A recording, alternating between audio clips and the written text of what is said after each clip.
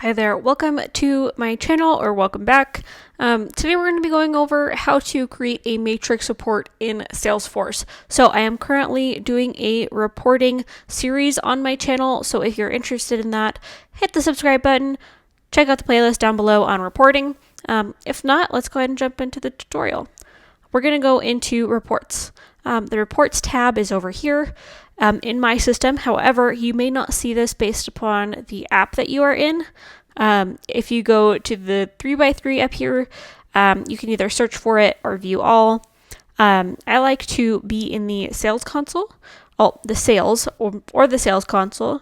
These are just different views of Salesforce based upon what function you are serving within the system. So if you're on the marketing team, you may want to go into the marketing app, or if you are working on the content side, you'd want to go into the content app.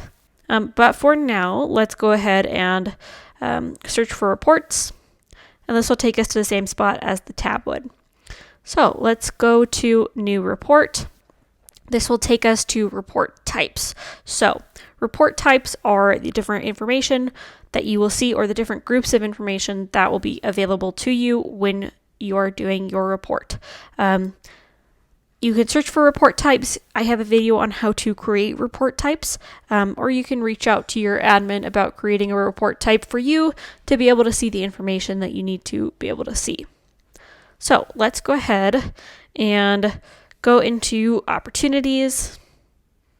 I just searched for it, clicked on it, click continue, and this will take us to the report editor.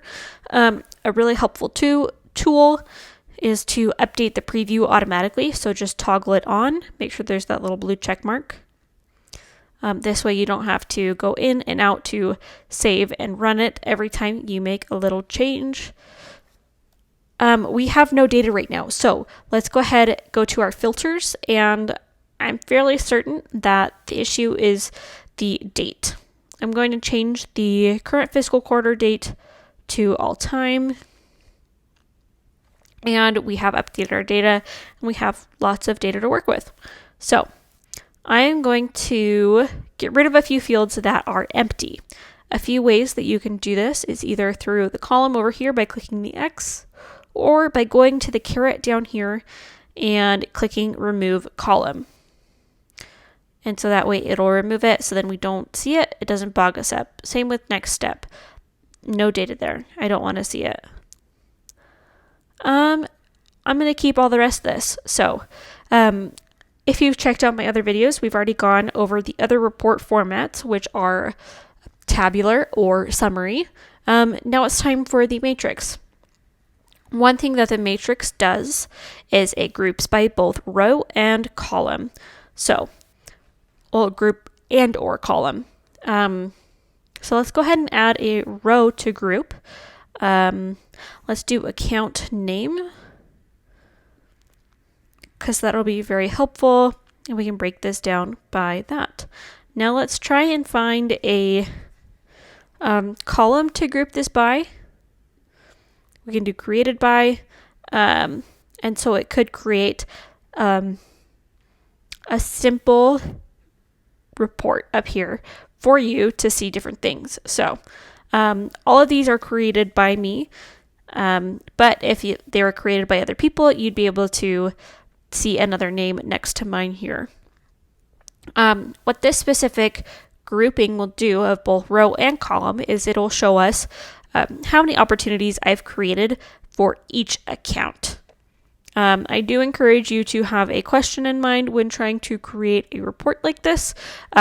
So the question for this would be, I want to see how many reports Emily or sales rep A has created for each account. And we can see, possibly take that as a success factor of the rep, or a success factor of the opportunity or the account that we've been reaching out to, that they are coming back again and again to buy from our company. So you can do that. We can also sort this by possibly a few different things. See if that'll sort it. It does not. So we can sort this by alphabetical name.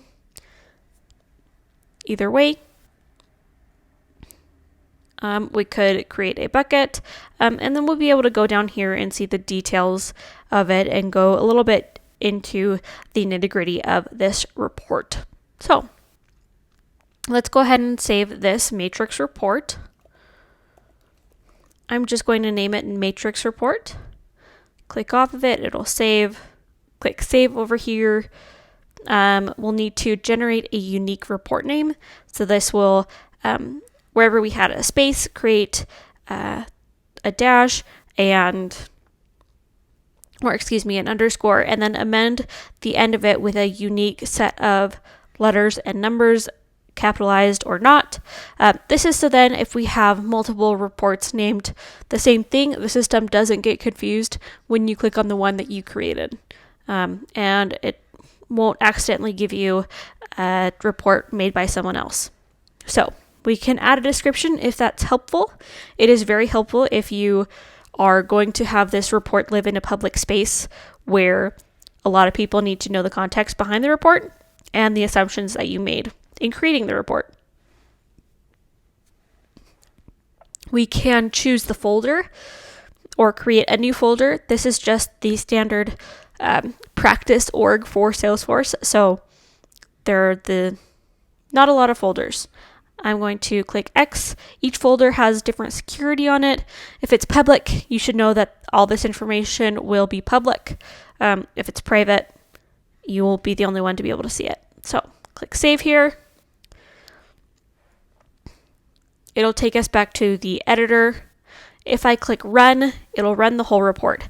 The difference between the editor and being able to view the report is that in the editor, you have a limited number of records that you'll be able to see. It's like 20 or 25 records. Well, that is very similar to the report viewer that we are on now. That cap is much higher. So it caps at around 20,000 records. And after that, you'd need to export the information with the help of your admin. And that is how you create a matrix report. If you have any questions, be sure to drop them down below. If you like this, be sure to like it, subscribe if you want to join the family. And again, this is a part of a series, so I will link that playlist down below if you want to learn more about reporting in Salesforce. And I'll catch you guys in the next one.